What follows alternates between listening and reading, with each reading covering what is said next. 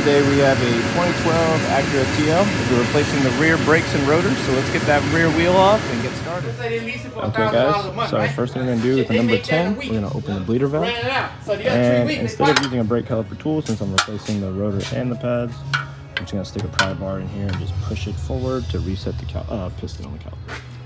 Now if you're going to be resetting with the pry bar, it won't fully reset, so you're going to have to go in here between the rotor and the brake pad and fully push it down all the way flush so that we can get this on easily to the new. So now next thing, with the number 17 holding these two parts on the pin on the bracket here, and a number 12, we're going to remove these two bolts to get the caliper out the way.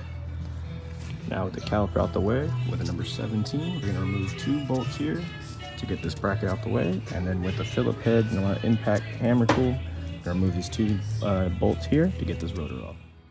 Alright y'all, so now we're going to get this rotor off, and to do so, since it's kind of stuck on there, we're going to use these two bolts and just push them in, or screw them in to pop this off. But also we're going to take this off and transfer it on to the new rotor.